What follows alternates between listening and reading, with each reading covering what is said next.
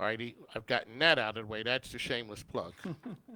So, TJ, when you look back at what this has done for you, and you talk about what did your daughter think was the coolest thing that came about when you're making a documentary?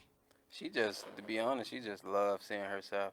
Like all her friends come over to watch the documentary at least once a week since it aired. That's what happens when you blow So, up, man. That is true. oh, she recognized what's going on, and it has nothing to do with me. No, I'm sorry, Dad. Yeah, it's I'm all about sorry. her, man. This is a Oh star man. here, and it ain't you. Oh, she let it be known. So you in the documentary, this program truly enjoys and honors people out there hustling, making it happen. Right. As my promo said, Jay said, "I ain't a businessman.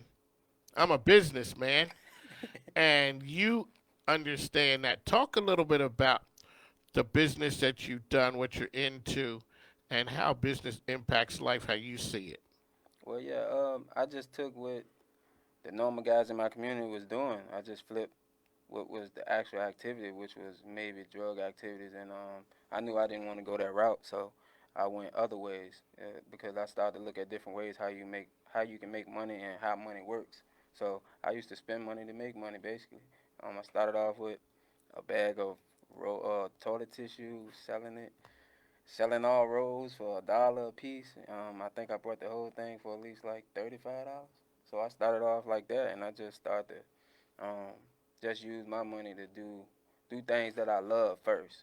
So I surrounded myself with things I love, and I realized that I can make money from it. And so when you went and got the toilet paper, you're like, okay, maybe. And then you're out there hustling. You're like, hey, this thing might work. Yeah, yeah. At what point did you like, hey, this thing might work? Okay, I'm gonna start doing this on the regular. I knew it instantly. It was something that it was a need. It was a need. Like I just value things from a need and a want, and people need that. Yes, people do need that, and we don't. You know what? And Martin's laughing. We don't realize how much we need it until we couldn't get it, and then start getting scarce, and we're like, hey, yo, this is getting serious. Yeah. All right, so a lot of people come here and they got ideas. A lot of idea folks come here. How do you turn your ideas into study guide? So all of a sudden you're like, I want to write a book. Right. How do you write a book? Well, I was talking about it for a while. It was actually the structure that I was having a problem with it. So, what I did was every day I'll write a little bit every single day. Every thought, everything. I'll write it every single day. And then I took a month where I just sat down and wrote the entire thing. So it didn't take me long to write it. It just took me long to structure it for a child. So I had to get in a child mind frame saying, okay, if I use these words, would they really understand it?